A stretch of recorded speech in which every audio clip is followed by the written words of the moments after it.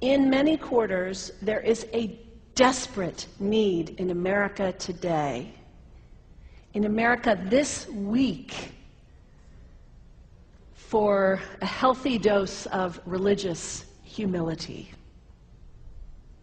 There are too many people getting too much face time on television who claim exalted status for Christianity and who are demeaning other faith traditions, particularly that of Islam.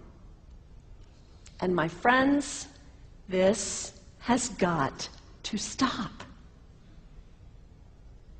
The trigger for this latest wave of intolerance is media coverage, many of you have seen it, about a plan to build a Muslim community center 2 blocks from Ground Zero. The center will have a mosque, an auditorium, and a pool. It is modeled after YMCAs and Jewish community centers all across the country. For all I know, it's got locker rooms and childcare. Now, to be very clear here, reasonable, faithful, caring people can disagree about how they feel about this facility being built so close to Ground Zero. But that does not justify the wave of fear and suspicion that has washed over this country over the last 10 days. The media are now calling this a wave of Islamophobia that is sweeping across America. I saw a story this week on CNN about a minister in Gainesville, Florida, who has declared September 11th of this year Burn the Quran Day. Thank you for your reaction. That was mine. This guy is a minister at a non-denominational church called the Dove World Outreach Center. He said all kinds of disparaging, insulting, inaccurate things about Islam that I'm not going to repeat from this pulpit.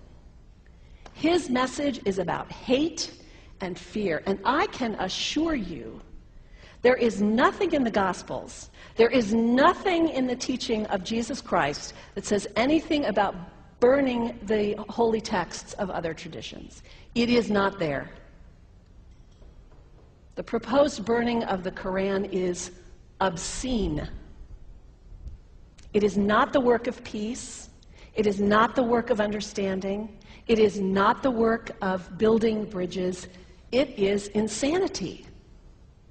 Now, the good news is there are a lot of groups, a lot of churches, even the National Association of Evangelicals, who are condemning this action and urging the church to cancel their event. A conversation about God demands grace and openness, a willingness to learn, to have our own ideas challenged, our convictions questioned. These are the hallmarks of humility. When I was in seminary, I read from someone whose name is lost to me now, when you speak of God, your voice should shake a little. You know, Jesus had no time for religious know-it-alls. He saved some of his harshest criticism for church leaders, for the Pharisees, the religious leaders who were so certain about who was out and who was in, who was holy and unholy, clean and unclean. Jesus was forever taking all this religious certainty and turning it on its head. And we can only imagine what Jesus would have said about Pastor Terry Jones and his Burn the Quran campaign.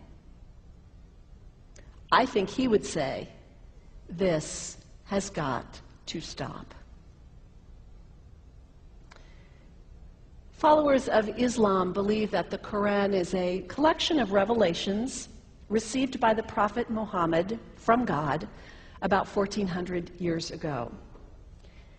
They believe that Muhammad was the last of a series of prophets and teachers and messengers that included Adam, Moses, Jesus, Abraham, all names revered by us as well. The word Islam means peaceful surrender to the will of God.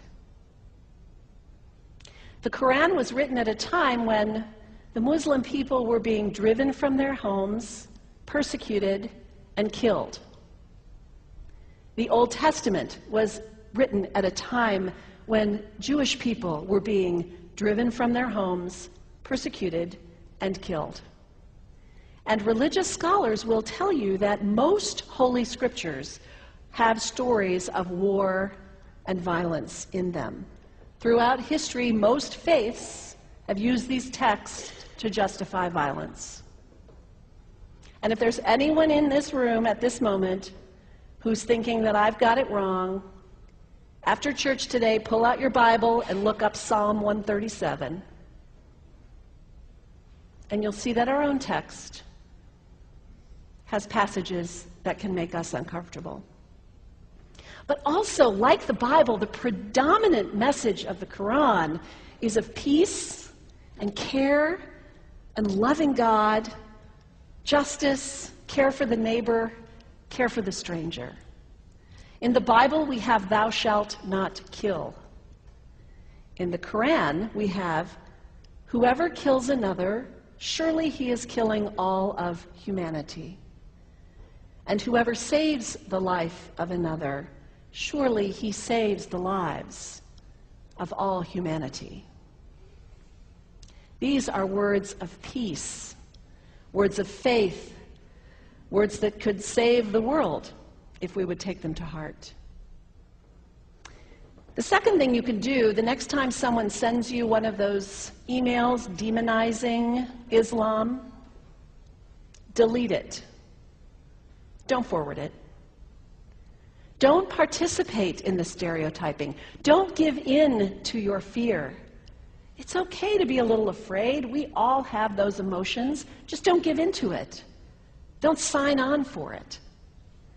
Don't focus on this tiny group of extremists who commit acts of violence. Focus on the hundreds of millions of Muslim people in the world who are people of faith, whose priorities and concerns and families are not so different from your own.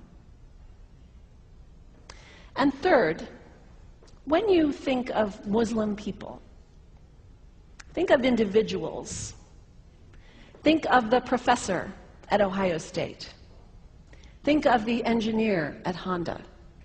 Think of the teacher at the elementary school down the street. When you think of Muslim people, remember those who died on 9/11, not the hijackers. There was only a handful of them. Remember Mohammed Sunhami Hamandi. He was born in Pakistan. He came to the United States as a small child with his parents. He played high school football. He went to college. He became a part-time ambulance driver. He died, this Muslim young man, on 9/11, trying to rescue people and save lives. When you think of Muslim people, remember Mohammed Salahuddin Cloudhurry. He was a waiter at Windows on the World, which was at the top of the World Trade Center. He died that day. His wife had their baby 2 days later. When you think of Muslim people, remember Rama Salih. She was a woman, 28 years old. Her neighbors described her as fun and outgoing and generous. And she died on American Airlines Flight 11, 7 months pregnant with her first child. Remember the founder of the Islamic Circle of North America, who worked in the World Trade Center and also died on September 11th. That same group now is giving away tens of thousands of copies of the Quran in response to the campaign about burning the Quran. In the language of their own tradition, they are spreading words of faith and peace and hope. One of the ladies at the 8:30 service this morning said to me after, maybe we should declare September 11th, buy a Quran and read some of it. It is for us to share our message of love and hope and peace, but let us do it with grace and respect, and above all, humility. God grant us, as individuals, as a nation, as Christians, the humility for this work.